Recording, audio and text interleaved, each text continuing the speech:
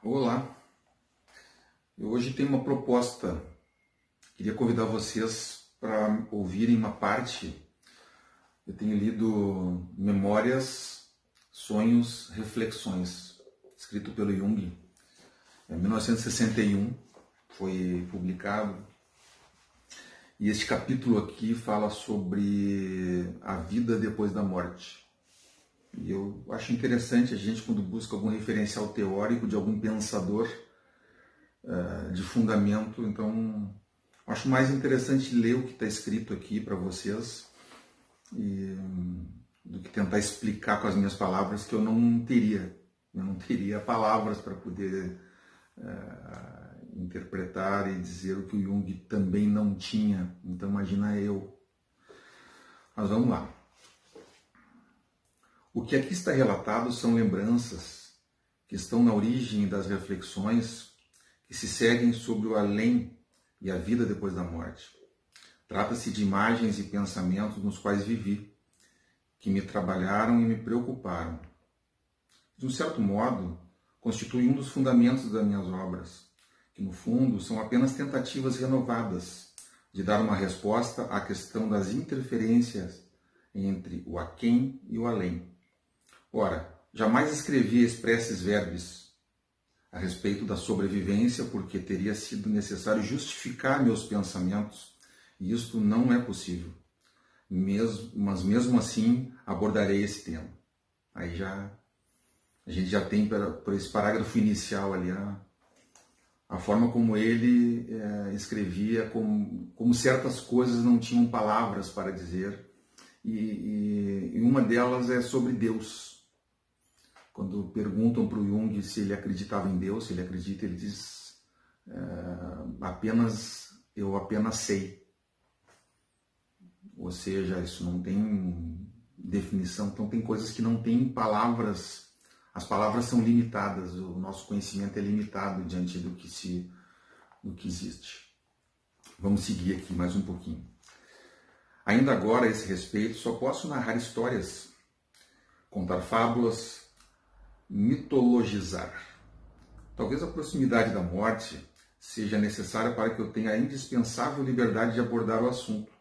Não desejo nem deixo de desejar que tenhamos uma vida após a morte, e absolutamente não cultivo pensamentos dessa ordem.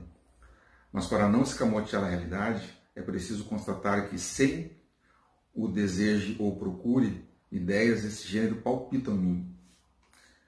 São verdadeiras ou falsas? Eu ignoro, mas constato sua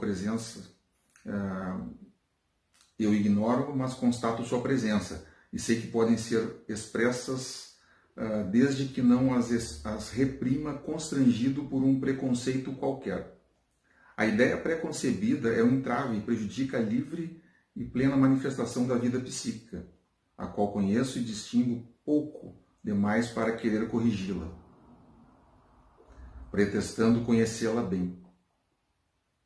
A razão crítica parece ter há pouco eliminado, juntamente com numerosas outras representações míticas, também a ideia de uma vida após a morte.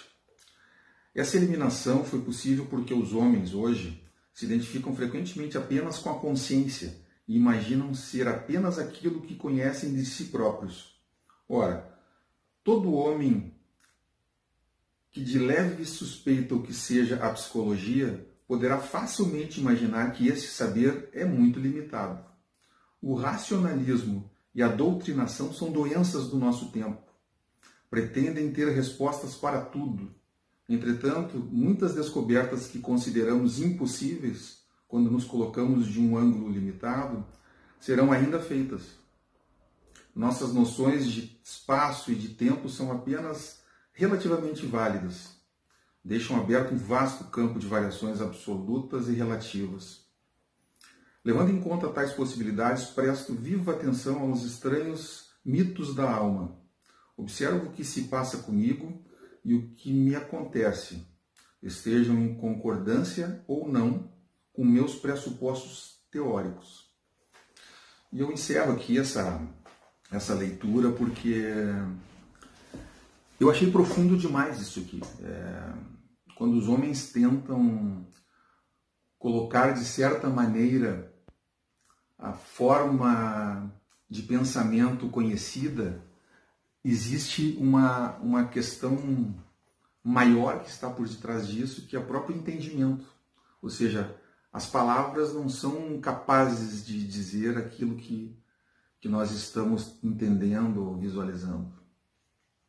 Eu sempre pensei assim, quer dizer que concordo com tudo isso. Vamos refletir. Eu achei interessante, eu queria dividir com vocês.